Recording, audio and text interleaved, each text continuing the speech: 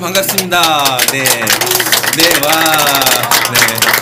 자, 한국 플래너 협회에 오신 여러분 진심으로 환영합니다. 한국 플래너 협회 오늘 39차 조찬 강연을 맞이했는데요. 이제 11월 달이면은 1주년이 됩니다. 지금 생방송으로 방송을 보고 계시는 분들도 10월 한 달 내내 행복하시길 바라겠습니다. 자, 오늘은 배움은 배신하지 않는다라는 제목으로 대한민국 명강사 최갑도 강사님을 모셨는데요. 자, 삼행시와 함께 시작하도록 하겠습니다. 자, 하나 둘 셋 하면 최갑도 이런 식으로 해주시면 되겠습니다. 하나 둘 셋. 네, 최선을 다해서 최고가 된 남자. 갑돌이도 갑순이도 부러워하는 남자. 도전 정신과 열정과 사랑으로 똘똘 뭉친 남자 최갑도 강사님을 여러분께 소개하고자 합니다. 박수로 해주세요. 와. 네, 잠깐 앉아 계시죠. 네. 최갑도 강사님은 여러분도 잘 아시겠지만 지금 명지대 교육대학원에서 기업 교육을 전공하신 분이에요. 그리고 CMP 네트워크스의 교수님으로 계시고 또 한국강사협회 교육위원장을 지금 맡고 계십니다. 강의 분야는 동기부여라든가 또 행복한 대인관계, 인생 설계, 핵심 가치, 가치관, 최갑도 롤모델, 또 각종 특강, 또 독학으로 영어와 일본어, 중국어까지 하신 분입니다. 대단하신 분인데요. 최갑도 강사님의 강연을 생방송으로 30분 정도 보실 겁니다. 최갑도 강사님의 배움은 배신하지 않는다라는 제목. 우리가 공자의 논어에도 보면 학이 시습지 부력 열어라 해서 이 배움에 대한 끊임없는 탐구에 대한 이야기도 있는데요. 오늘 이 짧은 강연을 통해서 이 자리에 계신 한국 플래너 협회 정회원님들과 또 전국에서 또 해외에서 인터넷을 통해서 유튜브를 통해서 보시는 우리 시청자 여러분들께서도 배움에 대한 새로운 개념을 정리하는 귀한 시간이 되셨으면 하는 바람입니다. 자, 여러분의 뜨거운 박수 함성으로 대한민국 명강사 최갑도 강사님을 소개합니다. 와.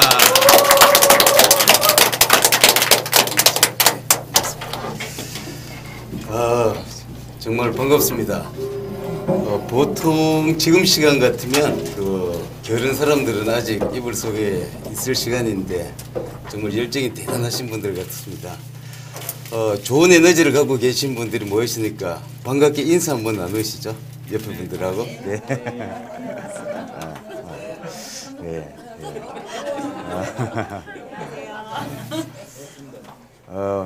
정말 보기 좋습니다. 우리가 살면서 좋은 사람 옆에 있어야 좋은 일이 많다고 그래요. 오늘 아침에 정말 일찍 오신 선생님들 뵈니까 제가 굉장히 힐링이 되는 것 같습니다. 앞에 우리 김태성 교수님께서 너무 소개를 잘해 주셔가지고 제가 몸둘 바를 모르겠는데요. 오늘 배움 배신하지 않는다 주제로 얘기하겠습니다. 이게 안 넘어가네요.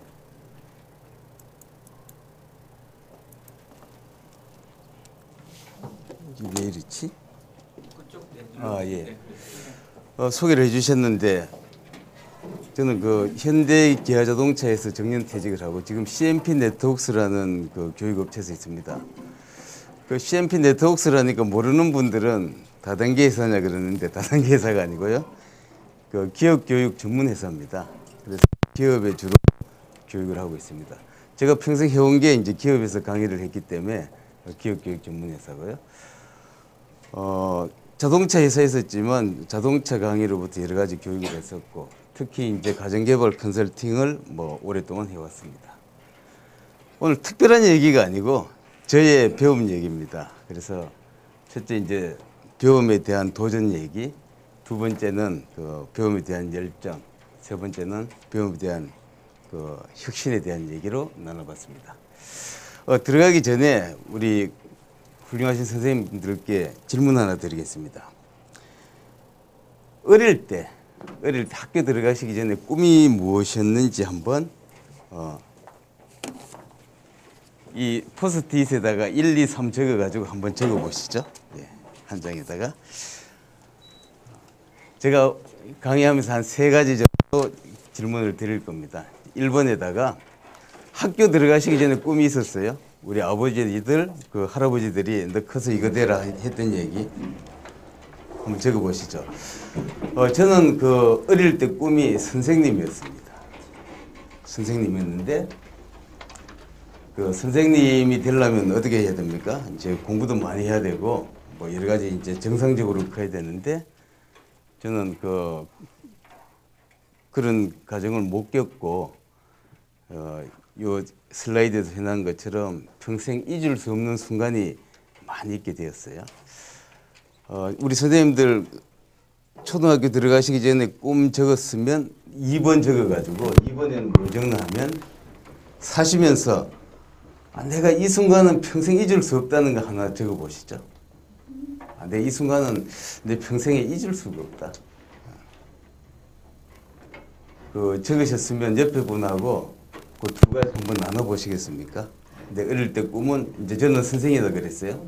선생님이었고 그 두 번째 내가 평생 살면서 잊을 수 없던 일이 이거였다. 우리 김 선생님은 잊을 수 없는 일이 무슨 일이었습니까? 저 청원에 동의잖아요. 아 그래요? 네. 그래서 아주 행복하게. 네. 그러십니까? 좋은 일이시네, 그죠? 못 적어요? 너무 큰 일이 있어 그러나. 근데 이제 저는 잊을 수 없는 일이 조금 많습니다. 이게 초등학교 때 아이스케이크 장사도 해봤고, 30, 14라는 얘기는 제가 이제 3살 때, 10살 때, 14살 때 있는데 이거 영상으로 한번 보겠습니다. 그리고 유일한 버팀목이었던 아버지마저 제가 10살 때 불의의 사고를 당하셨습니다. 아버지의 긴 투병으로 유복했던 집안의 가세는 급속도로 기울기 시작했습니다. 먹고 사는 것이 빠듯할 정도로 형편이 어려워지자 저는 어쩔 수 없이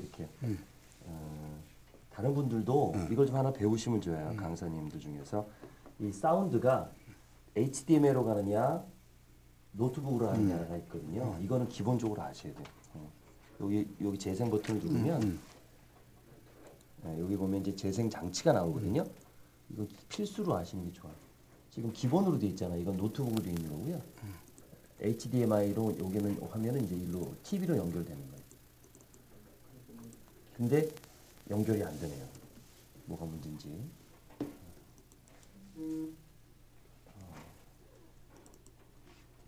연결이 안 돼요. 이거 문제가 있네. 뜨질 않아. 이거 어떻게 방법이 있어? 좀 작더라도 이거 보셔야 될 것 같아요. 제가 나중에 편집을 해서 좀 드릴게요. 잠깐. 네. 작더라도 좀 보세요. 아니, 잠깐. 예. 그래서 항상 이제 강의하기 전에 사운드 체크를 하셔야 돼요. 소리가 제대로 나오는지 안 나오는지 아까 제가 했어야 되는데 그래서 지금 노트북으로 나올 수밖에 없어서 그렇습니다. 제가 3살 때 갑자기 어머니께서 돌아가셨습니다. 그리고 유일한 버팀목이었던 아버지마저 제가 10살 때 불의의 사고를 당하셨습니다. 아버지의 긴 투병으로 유복했던 집안의 가세는 급속도로 기울기 시작했습니다. 먹고 사는 것이 빠듯할 정도로 형편이 어려워지자 저는 어쩔 수 없이 대구에 있는 외갓집으로 이사를 했습니다. 어려운 상황에 철이 일찍 들어서인지 또래보다 성실히 공부했던 저는 언제나 상위권 성적을 유지했습니다. 아버지는 항상 제게 칭찬과 격려로 인정의 말씀을 해주셨습니다. 중학교에 입학했지만 집안 형편은 점점 더 나빠져만 갔습니다. 수업에 필요한 준비물을 살 돈이 없어 선생님께 혼이 날 때마다 속으로 쓴 눈물을 삼켜야 했습니다. 결국 저는 돈을 벌기 위해 학업 대신 일을 시작해야 했습니다. 계속 공부를 할 수 없다는 사실은 제게 커다란 좌절감을 안겨주었습니다. 요양차 병원으로 가시게 된 아버지와 이별한 저는 친척 아저씨의 소개로 미미당이라는 작은 분식집에서 음식 나르는 일을 시작했습니다. 운 좋게도 그곳에서 먹고 자는 것을 해결할 수 있었습니다. 하루 종일 학생들로 북적이는 미미당에서 바쁘게 일하면서 가장 힘들었던 것은 바로 또래 학생들처럼 교복을 입지 못하고 우동을 날라야 하는 나 자신에 대한 서러움이었습니다. 그러던 중 설상가상으로 추운 겨울날 손을 녹이려다 그만 펄펄 끓는 우동솥에 팔을 심하게 데이고 말았습니다. 하지만 정말 슬펐던 사실은 끔찍한 화상의 고통 속에서도 일을 계속하지 않으면 안 되는 상황이었습니다. 마치 고문처럼 목구멍으로 차오르는 서러운 눈물을 꾹꾹 참으며 힘겹게 견뎌냈습니다. 두려움과 의욕 상실이 이런 것일까요? 혼자 있을 때면 마음이 늘 공허했습니다. 동화처럼 한방눈이 쏟아지는 하늘을 보며 어머니를 생각하면 한없이 눈물이 흘렀습니다. 이 눈물은 가난에 대한 눈물이요, 앞날에 대한 두려움의 눈물이며 어린아이의 한 해의 눈물이었습니다. 많이도 울었던 숱한 날들, 저는 그 눈물을 통해 자신을 위로했습니다. 신기하게도 그럴 때마다 화상의 고통이 조금씩 잦아들었습니다. 그리고 밝은 미래를 그리며 저는 희망을 버리지 않았습니다.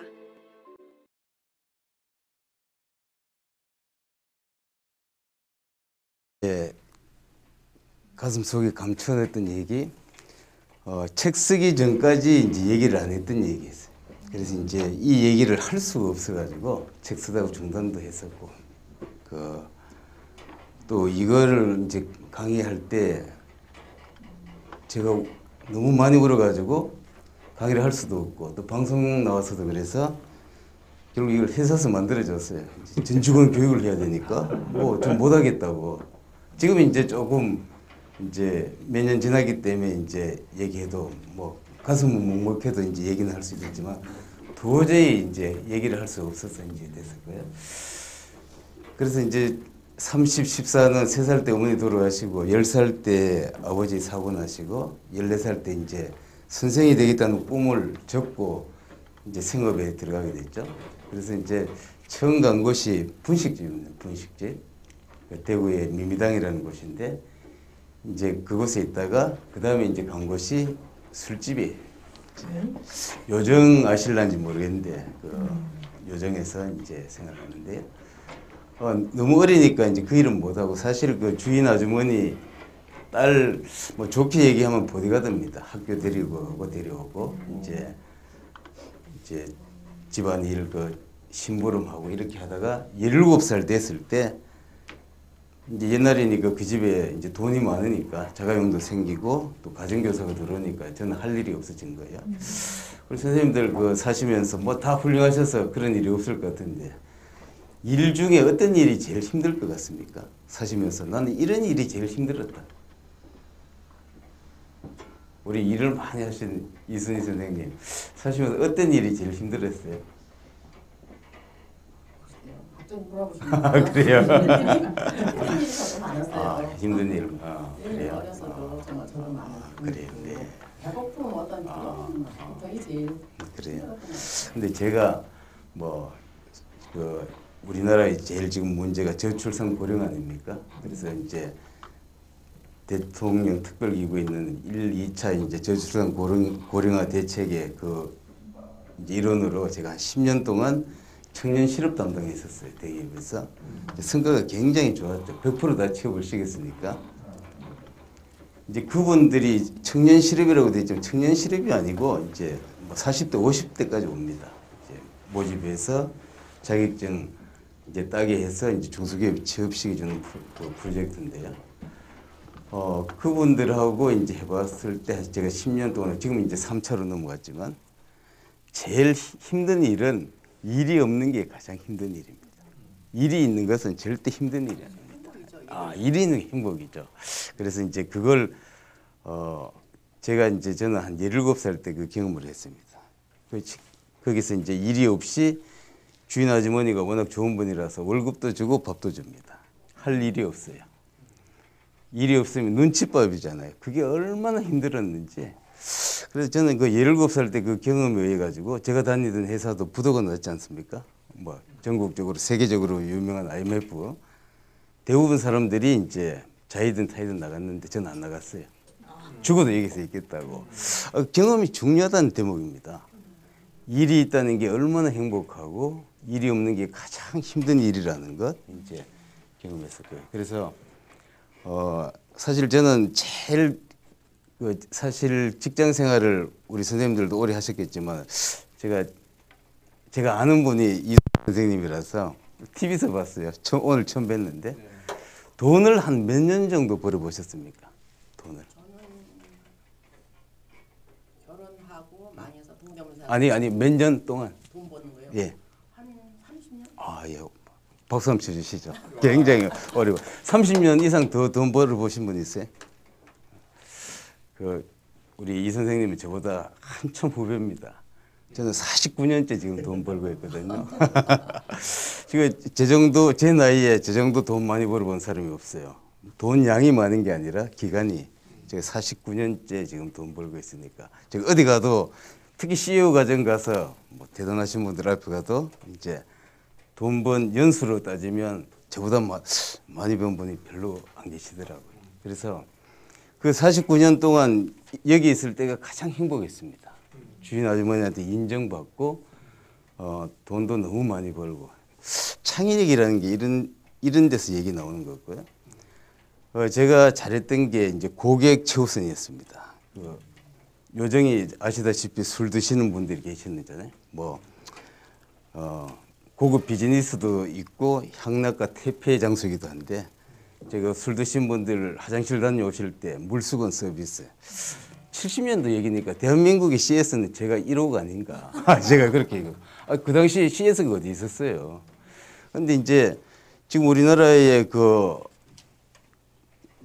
갑질이라든지 뭐 인간관계가 엄청나게 문제인데 그래서 이제 엄청나게 교육을 많이 시켜서 공무원들이나 많이 좋아졌는데 이 교육이 잘못됐다고 생각합니다. 무엇이 잘못됐냐? 저는 CS를 배워본 적도 없고 공부도 안 했는데 왜 제가 최고 고객을 모실 수 있었냐 하면 CS는 마음으로 나와야 된다. 마음으로. 가슴으로 정말 했느냐. 제가 백화점 가서 똑같이 얘기합니다. 배꼽 인사하고 입꼬리 올리고 눈웃음 짓고 가식하지 말아요. 정말 가슴으로 했냐. 그래서 저는 이때가 직장 생활 할 때 가장 행복했던 시간이었고요.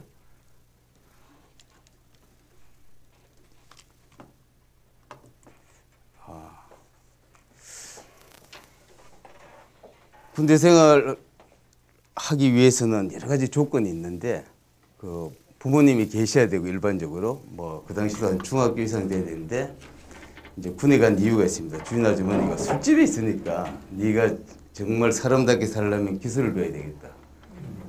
저는 그분이 은인이었죠. 예, 알겠습니다. 근데 군에를 지원하려니까 사실 자격이 안 돼요. 자격이. 왜 안 되냐? 초절이잖아.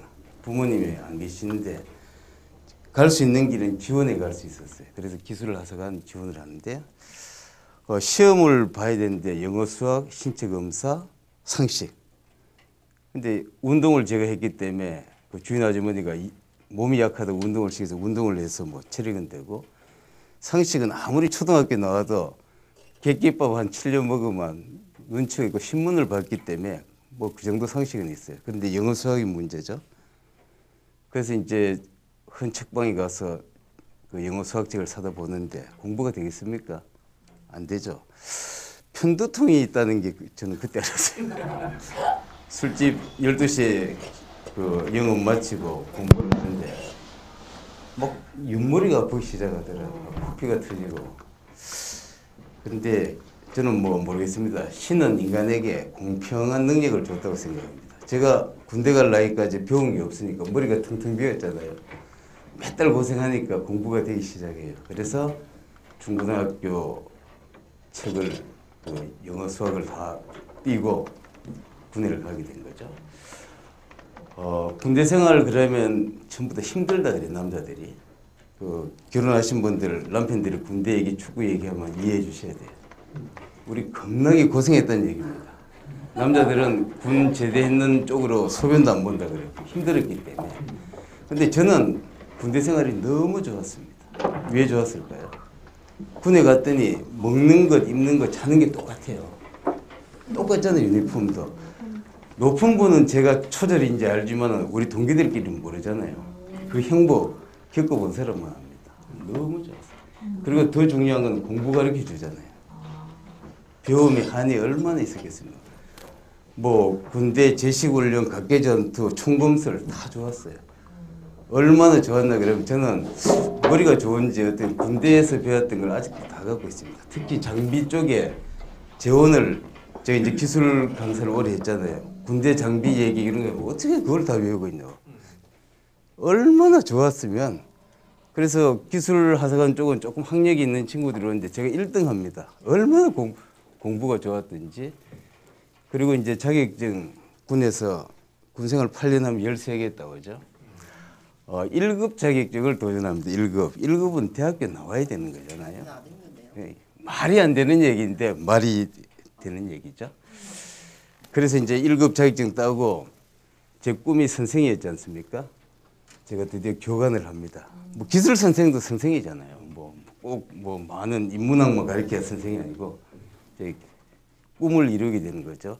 그래서 저는 그 힘든 군대에서 제 인생의 그 어려움을 디딤돌로 해서 이제 정말 선생이 되고 싶어서 제대를 하고 제가 1년 반 만에 중사를 갑니다. 보통 빨리 달아야 3년인데 얼마나 일을 열심히 했으면 1년 반 만에 달고 이제 공병학교 가니까 우리 중대장님 너 어떻게 왔어 이러잖아. 군대는 반말하니까 예 명령지대 진급 명령지 아니 넌 수료했는지 1년 반밖에 안 되는데 최초로 이제 빨리 진급을 하고 제 꿈이 이제 선생이 돼야지 공부해야 되잖아요.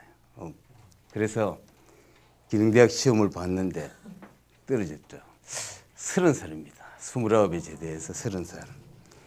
뭐 지금 30살은 별로 문제가 아니지만 제가 30살 때는 지금 한 사람 한 45살쯤 되는 것 같아요. 근데 직장도 없고 내가 목표했던 거 떨어지고 더 힘든 것은 희망이 없으면 사람이 죽을 수 있습니다. 제가 오늘 시간 관계상 빨리빨리 지나가야 되기 때문인데 죽을 시도를 몇 번 하다 근데 죽는 것도 쉬운 일은 아니에요. 그래서 고민하다가 정말 고민이 많았죠. 직장도 없죠. 기댈 데도 없고 뭐 학력이 없다는 그 어려움은 우리나라 사회가 학력이 없이 30, 40대를 지난다. 상상이 안 되시죠? 그래서 이제 죽을 단계까지 가니까 뭐 지금 나중에 이제 제가 책을 쓰고 얘기한 거예요. 긍죽통이라는 이런 말이 있더라고요. 정말 긍죽병, 변죽통, 통죽고 정말 내가 간절히 생각하면 방법이 나오더라는 거죠. 그래서 행동으로 실천은 반드시 이루어져요. 제가 30살에 검정고시를 합니다. 그래서 사실 대학원을 61살에 나왔으니까 어때요? 경험에 대한 거. 뭐 지금도 공부하고 있으니까 이제 긍죽통이라는 얘기가 저한테 딱 맞는 얘기인 것 같습니다. 제 회사에서 지어준 얘기가 우리 그 사장님이 그 추천서를 써주셨는데 제가 또는 궁핍 선생이래요. 궁핍 선생. 사장님이니까 이제 나쁜 소리 못 하시니까 이래 주신 거고요. 그래서 30살에 중학교 공부 시작해서 사실 그 기능대학은 학력 인정이 되는 학교가 아니에요. 그렇기 때문에 이제 초절이면 1급 자격증만 있으면 들어가는 학교입니다. 그래서 또 사회생활 하다 보니까 뭐 직장생활 정말 그 멋지게 했다고 저는 생각하는데 생산직으로 가서 사무직 되고 나니까 1급 사원 되는데 진급이 안 돼요. 왜 안 되냐? 원래 인사 비밀인데 제가 이제 워낙 일을 많이 하니까 인사팀에서 일은 잘하는데 학력이 없어 안 된다 그래요. 51살에 가장 때인데 이제 제가 현장에서 가장 진급 빨리 하고 그 사무직 가서도 사원 대리 과장을 제일 빨리 달았습니다. 근데 이제 1급 사원 차장이 안 돼요. 왜 안 되는데 그랬더니 인사 비밀이지만은 학력이 안 돼서 고졸이니까 그 일반 1급 간부가 안 된다는 얘기예요. 그래서 51살에 제가 방송통신대 가서 58살에 이제 대학원 가고 61살에 졸업했습니다. 졸업 얘기를 그 하면 제가 이제 글을 썼는데 이렇게 썼습니다. 이 세상에서 가장 아름다운 졸업식이라고. 왜 아름답냐? 61살에 졸업해서도 그렇지만 졸업식장에 저희 집사람, 평생 도와준 집사람하고 아들, 며느리, 손주하고 3대가 이제 졸업식장 갔으니까요. 그 학교에서 굉장히 좋은 글이라고 이제 그렇잖아요. 뭐 저는 이 세상에서 가장 아름다운 졸업식이었죠.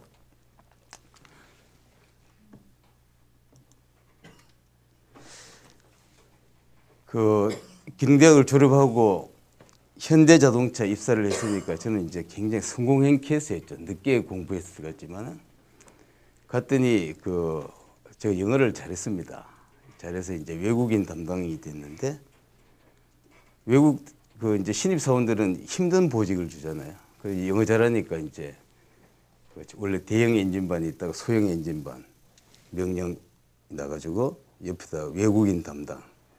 영어를 잘하니까 조직 생활할 때 이제 특히 남자들이 실패하는 케이스가 좋은 보직 가면 이제 자기가 똑똑해서 가는 경우도 있고 뭐 안 그러면 빽이서 가는 경우도 있고 저처럼 특별한 케이스로 가면 보직이 좋으면 이제 약간 남자들은 이상한 동물이라서 좀 뻘짓거리를 하는 것 같아요. 뭐 당구장, 볼링장, 술 마시거나 안 그러면 땡기거나.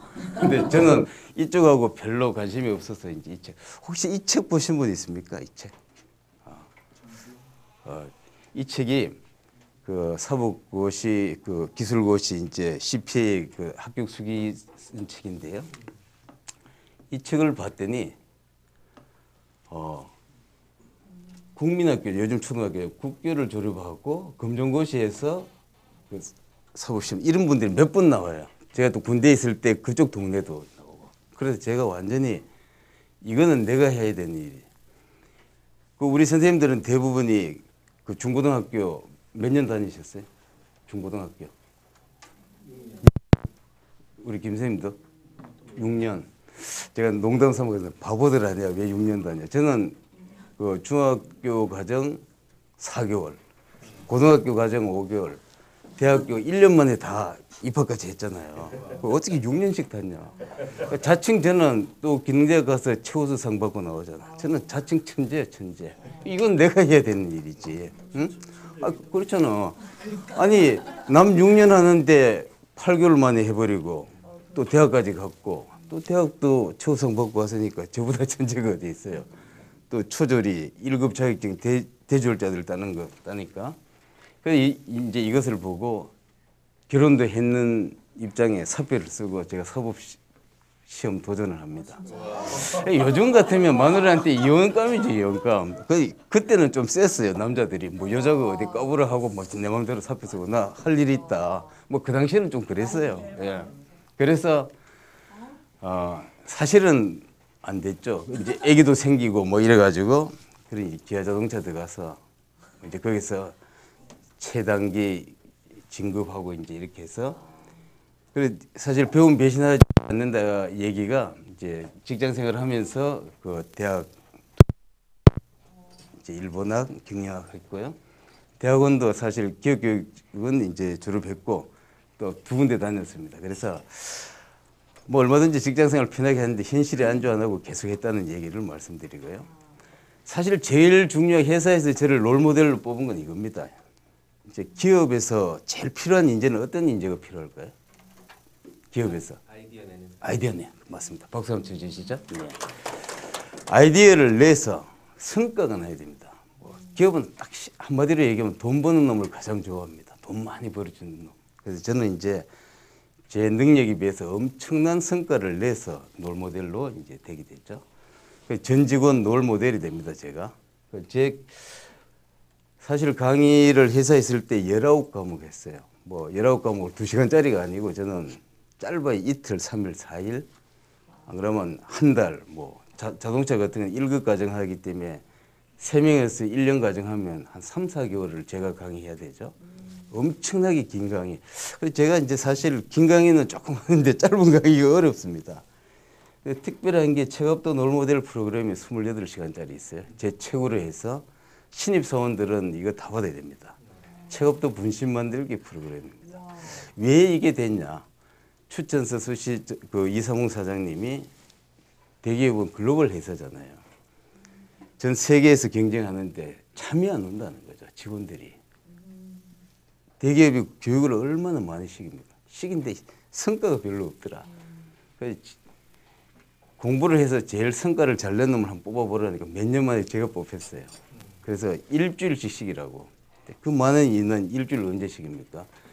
그래서 이제 28시간 3일 반씩이다가 이 진도가 별로 안 나가잖아요. 3일 반씩 뭐 몇십 배. 그래서 이제 제안한 게 그 홍보실장이 사장님한테 책을 쓰면 좋겠습니다. 책이 나온 배경이 이렇습니다.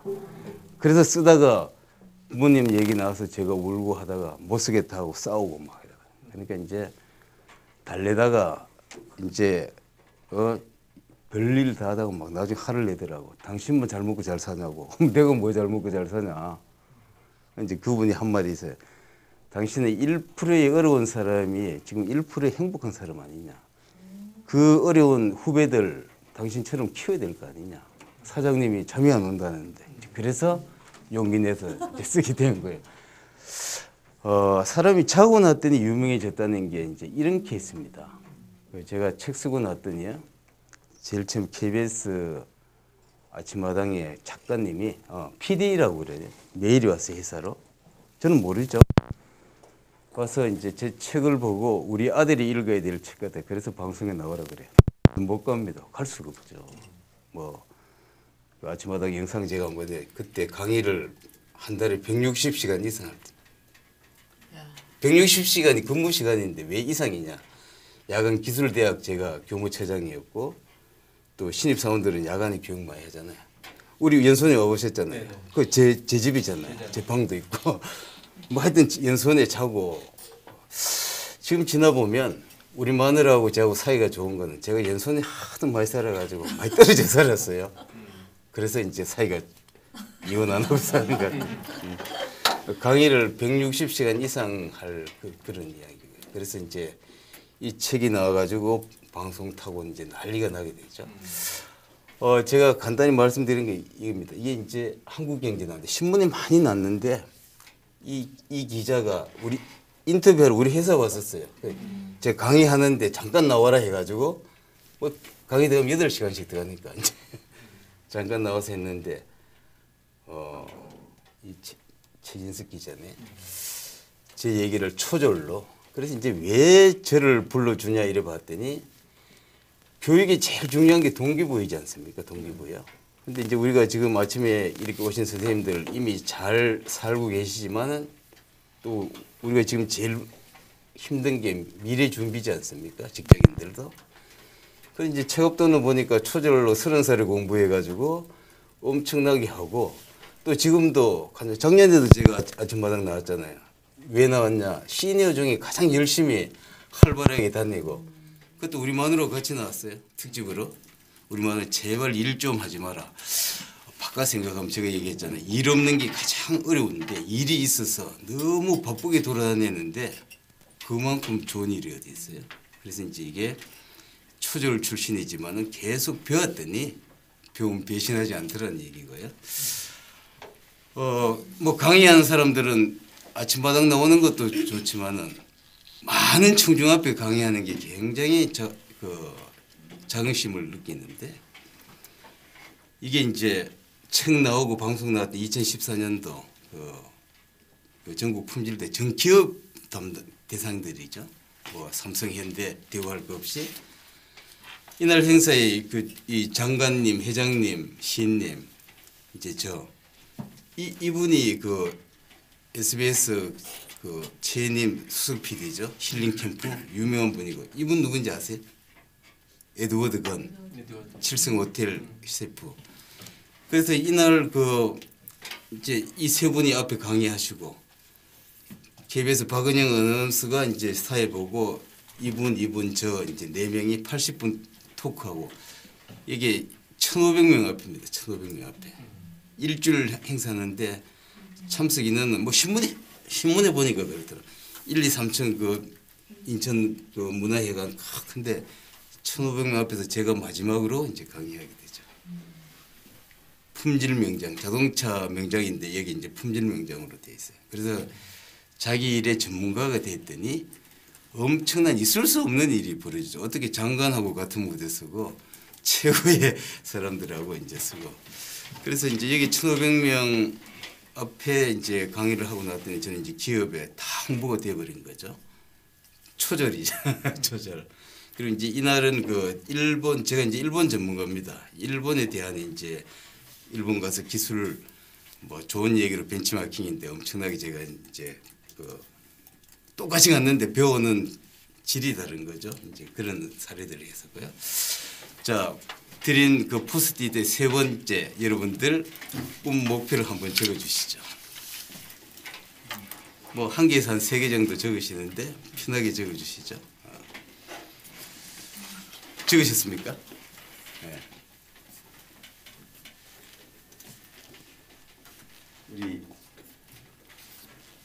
우리 선생님은 첫 번째 꿈은 무엇이죠? 2025년도에요. 120명의 개인적인 멘티를 기여합니다. 아, 예. 뭐 바로 나오신 여러분들은 이 목표가 선명한 목표가 있는 게 중요하죠. 자, 제가 보지는 않겠습니다. 아니 근데 저도 요즘 책 보면 막 심심하고 공부도 잘 안 되고 머리에 들어가지도 않고 그러는데 페이지 넘기면 전장이 기억이 안 나잖아요. 아니 괜찮으세요? 정확한 목표가 없기 때문에 눈이 침침하지. 정확한 목표가 있으면 눈이 생생하게 보일 수 있습니다. 했지 않습니까? 이제 요즘 이제 그 교육할 때 이제 목표 얘기할 때 이렇습니다. 근데 저는 49년 동안 직장 생활을 했지 않아요? 또 교육팀에서 그 87년부터 지금까지 뭐 거의 30년을 대기업에서 교육만 했지 않습니까? 제가 교육 부서에만 한 27년 있다가 퇴직했습니다. 한 부서 27년 있으면 입사해서 부장까지 빠른 사람 임원까지 가는 걸 제가 이렇게 봤잖아요. 선명한 목표가 있는 친구들은 분명히 눈빛이 다르고 태도가 다릅니다. 대기업이 일 못하면 토요일, 일요일도 휴가도 없이 일해야 되는데 일 잘하는 친구들은 자기 일도 잘하고 눈빛이 다르고 목표를 분명하게 많이 이뤄내죠. 잘 아시겠지만 이제 제가 사실 제일 좋아하는 과목이 심리입니다. 심리. 인본주의 심리 한 20몇 년 했어요. 제가 제일 좋아하는 과목이 취업도를 보면 똘빵하게 생겼는데 심리 강의 되게 재밌다 그래요. 3일 24시간짜리 많을 때는 5일도 하고. 근데 이제 제가 대학원서에 또 특히 이제 심리 쪽에 관심을 갖고 봤더니 긍정정서의 확장 및 구축 이론이라는 이제 긍정심리에서 얘기해요. 자기가 긍정정서를 이루고 나면 그 어떤 자산이 남는 신체적으로도 신체적으로 에너지가 넘치게 되고 또 심리적으로 안정이 되고 또 사회적인 자산이 생긴다. 제가 이제 공부를 해봤더니 이거 내가 했던 얘기네. 제가 그냥 얘기하면 뭐 지가 뭐 배우지도 않은 그런데 이론적으로 바탕되는 게. 그래서 결국은 그게 선순환이 돼가지고 사람이 변한다는 거예요. 그래서 지금 우리 선생님들 이 선생님 잠깐 줘보실래요? 제가 뭐 워낙 대단하신 분이니까 이렇게 다 선명한 목표가 있으신 분들은 분명하게 목표를 더 빨리 이뤄내고 더 높은 목표 설정을 하게 된다는 거죠. 뭐 이게 제가 느낀 겁니다. 제 얘기를 듣고 특히 질문하는 게 어떻게 그럴 수 있냐? 당신이 진짜 천재냐? 뭐 특별한 무슨 에너지가 뭐 있겠어요? 우리 마누라 하는 얘기가 당신은 참 둔하다 그래요. 둔하다고. 어떻게 할 줄 아는 거 책 보는 것밖에 모르는데 그 정도로 제가 둔해요. 그랬더니 이제 긍정정서를 계속하고 목표를 이루고 났더니 목표 설정이 더 높게 되고 높게 되는 거죠. 자, 그래서 저는 그 금년도 목표입니다. 금년도 목표 1,10,100인데 이런 올해 내로 이제 그 책을 한 권 출간하는 게 제 목표입니다. 10은 세상 사람들이 힘든 게 다이어트 하는 게 힘들다 그래요. 제가 사실 일찍 오신 선생님들에게 말씀드리지만 정말 강의가 많아서 퇴직하고 저는 더 바쁜 사람이잖아요. 근데 회사에 있을 때는 뭐 180시간 하든 제가 최고 많이 할 때 한 달에 200시간입니다. 전혀 문제 없어요. 제가 고참이고 제 실력이 있잖아. 제가 특히 기술 쪽에는 외국 그 80년도부터 외국 가서 이제 신기술 또 일본 전문가이기 때문에 뭐 무슨 소리를 해도 상관이 없어요. 저는 좀 특이하게 회사에서 평점이 잘못 나오면 저는 강의 잘했다. 굉장히 혼냈다는 얘기입니다. 회사에서 선행학사도 다 평가하거든요. 평가 잘 받으려고 뭐 하는데 저는 그런 거 없어요. 저는 평가 점수가 잘못 나와야지 체업도가 제대로 했고는 반 죽였다 이 얘기입니다. 있어서 체업도 평점은 낮게 나올수록 반 죽인 후배들.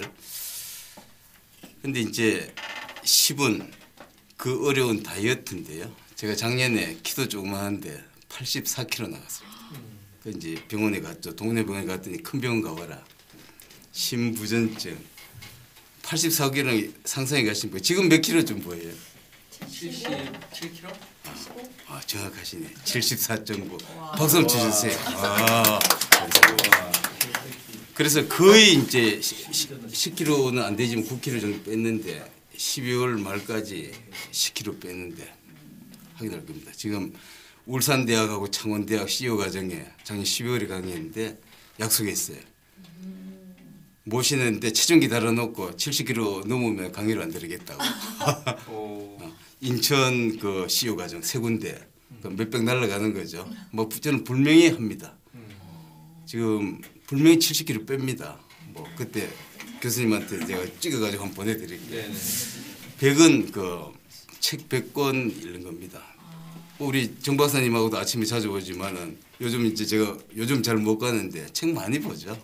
책 많이 봅니다. 또 책 쓰려면 최소한 100권은 읽어야 된다 그래요. 그렇습니다. 그래서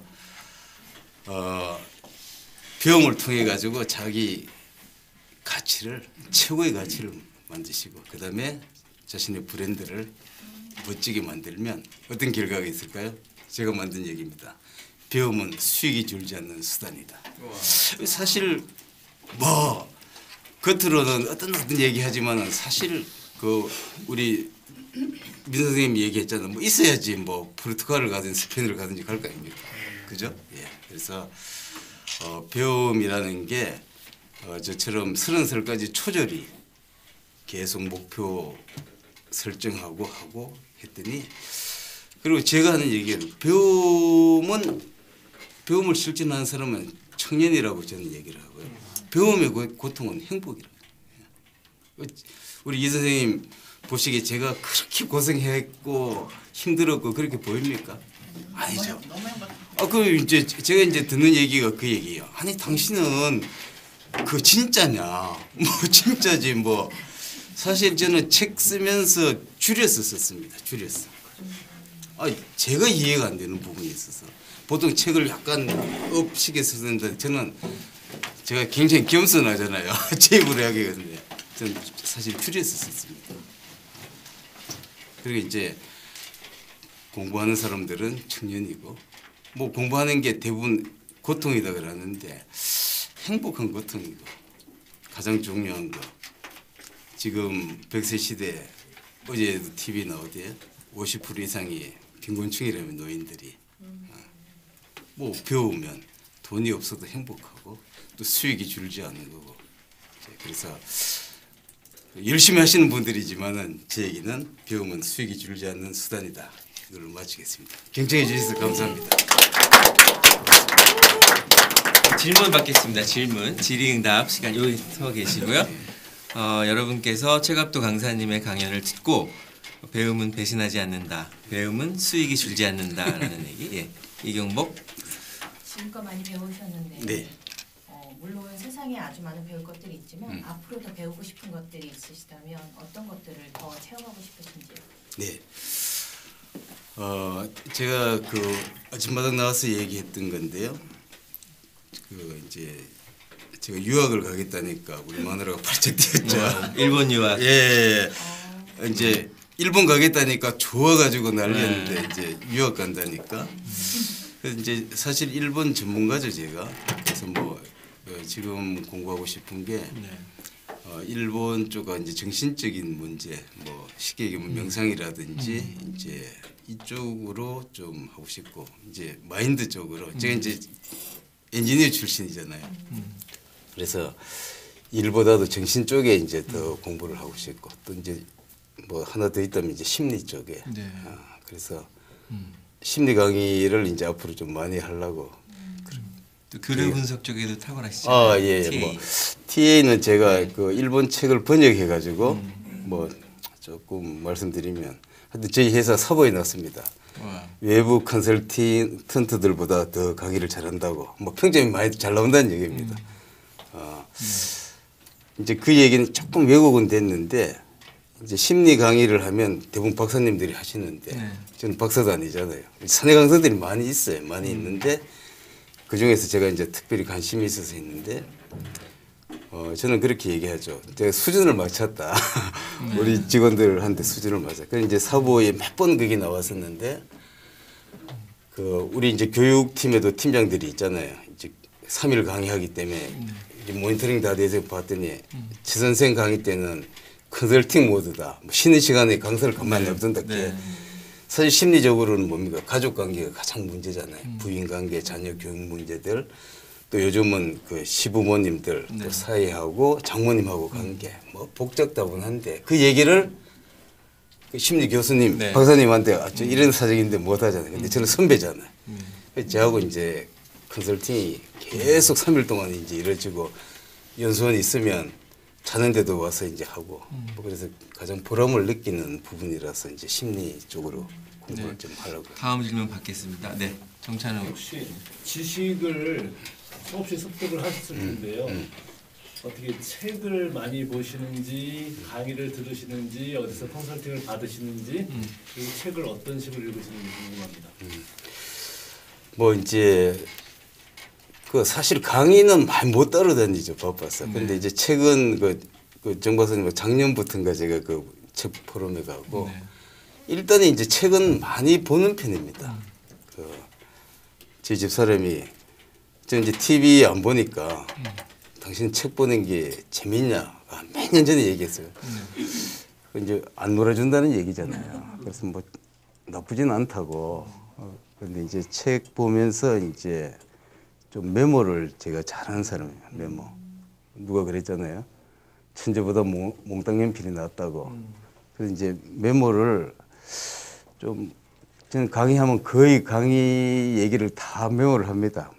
글씨를 다 안 적지만 그 보면 돌아서서 바로 전달할 수 있을 정도로 이제 메모를 좀 잘하고 뭐 신문 이제 많이 보는데 신문 보면 이제 자료 수집하는 것들 이제 뭐 그런 것들 지식은 뭐 그런 거죠. 그런데 이제 지식 얘기하면 요즘 뭐 대학원은 안 나온 사람 어디 있고 그래요. 근데 이제 저는 좀 특이한 게 경험했던 것들이 이제 강의에 굉장히 좀 도움되는 제가 이제 제약회사 강의를 여러 군데 가는데 제약 만드는 특효약 만드는 아이디어 같은 거 주고 옵니다. 그 일동제약 최 전무님이 너무 감사하다고 강의료 150만 원인데 약을 한 500만 원씩 받았어요. 와. 비싼 거 있잖아요. 홍삼 뭐 그런 거 너무 감사하다. 아이디어 줬다고. 고혈압 만든 약을 제가 내주고 왔어요. 네. 있을 수가 없잖아요. 제가 의학상식이 없는데 그게 이제 경험에서 나오는 얘기예요. 그냥 얘기가 아니고 논리에 맞는 얘기를 제가 이제 제안해줬어요. 그래서 이제 제약회사 가면서 계속해서 곧 나올 것 같아요. 제가 아이디어 준 게 그렇습니다. 네. 또 다른 질문. 네. 짧게 얘기해 주시죠. 어떤 경험이 있으셔서 그런 이렇게 약을 개발? 늦게 오셨죠? 예. 예. 요즘 우리나라 이제 갑질 문제가 상당히 문제되잖아요. 인간관계 문제되죠. 그럼 이제 그 해결책이 뭡니까? 네.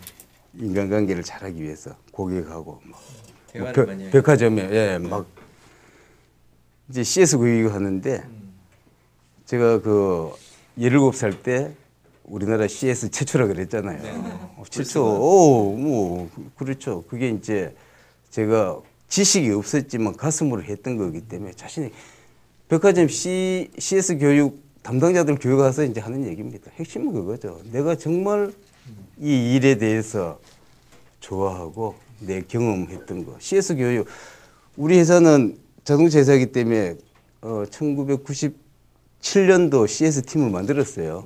자동차 회사 많잖아요. 특히 AS 같은데 그 강의했던 남자가 지금 임원됐으니까 남자 강사가 김강우로 지금 미국 가 있는데 그래서 이제 그런 얘기죠. 근데 배꼽 인사하고 입꼬리 올리고 눈썹 짚고 그런 교육하지 마라. 마음에서 나온 얘기. 이런 이제 경험 얘기죠. 네. 그 물수건의 비밀은 뭐냐면 여름에 요정 같은 데 가면 덥잖아요. 그럼 스탠바이 하고 계시다가 시원한 물수건 얼음에 탁 담가가지고 시아시시. 네, 목 뒤에다가 탁 넣으면 얼마나 시원하겠어요. 그런 서비스의 원조십니다. 네. 저도 사실 3살에 검정고시를 했어요. 예. 지금 73세 시작하셨죠? 63세. 지금 박사반도 입학을 하고 있거든요. 63세. 근데 제일 뭐 정말 부족한 게 외국어예요. 영어, 일어. 네. 그거를 갑자기 좀 배우니까 너무 힘든데 좀 쉽게. 아. 저도 유학을 간다 그랬더니 남편이요. 저기 이혼하고 가래요. 어떻게 하셨어요, 외국어는? 제 책에 그게 나올 네네, 거예요. 네. 우리 아들을 그 일본어 가르쳐서 100점을 맞았어요. 그리고 이제 일본어 외국어잖아. 네, 선생님 그렇죠. 너 어느 학원 다니냐 이렇게 질문하는데 우리 아들이 학원 안 다닙니다. 그래. 어떻게 배웠냐면 우리 아버지가 가르쳐줬다는 거지. 자기 아버지가. 제가 이제 이 진짜 비법인데 제가 영어 잘해서 그 현대자동차, 그 기아자동차 88년도 제가 유럽에 장기간 갔다 왔어요. 영어 잘해서 갔습니다. 그 당시는 그 토익이 450점 이상 되면 단독 출장이 가능해요. 외국 가는데 지금은 뭐 450점이 안고 다니지만 80년대 같으면 진급 시험 볼 때 회사 생활 하신 분들 가장이 300점, 대리가 250점 도입 막 될 때예요. 그때. 그럼 450점 넘으면 이제 단독 출장인데 전 잘했으니까 유럽에 88년도 이제 장기간 가죠. 장기 기술 연수. 그 공부했는 방법이 제가 이제 군대에서도 영어 잘해가지고 미군들하고 이제 같이 업무 보잖아요. 제가 초절이 독학했는데 어떻게 하냐. 이제 외국어를 일가 배우잖아요. 일가. 영어든 일어든 일가 배우면 일가가 이제 쓰고 읽고 다 되잖아요. 다 되고 나면 이제 그 다음날 2가 하는 거죠. 그러면 이제 2가 할 때 1가 다시 하고 2가 하고 이렇게 이제 1, 2, 3, 4, 5가까지 계속 하는 거예요. 그러면 5가 할 때 저는 1, 2가는 이제 거의 이제 외워지죠. 이제 그런 식으로 제 아들을 가르쳤어요. 학원 안 가고 100점 맞잖아요. 그래서 그 우리 아버지가 아버지 존경합니다. 중학생이 외국. 그래서 중요한 것은 우리 그 작은 놈이 지금도 사이가 겁나게 좋아요. 제가 그 놈을 39 12월 12일 날 낳았으니까 40대 낳았잖아. 지금 25인데 군대 갔다 와서 집에 있어요. 그 놈 안 낳았으면 어떻게 살까? 정말 좋아요. 존경하는 사람 없어요. 아버지가 외국어 가르쳐주고 그래서 뭐 외국어는 다른 방법 저는 이제 그렇게 했어. 계속 반복적으로. 예, 반복. 완벽하게 하는 거지. 외국어 얘기하는데 저는 중학교 책 외운 실력으로 현대자동차에서 영어 잘한다고 하고 기아자동차에서 물론 이제 고등학교 대학 나오고는 있지만 유럽에 갔잖아요. 다 서울대 출신들만 가는데 제가 최초로 생산직 최초로 유럽 연수 갔다 오잖아요. 와, 박수 한번 주시죠. 네, 질문 여기까지 받고 저희 플래너 협회에서 준비한 플래너를 선물로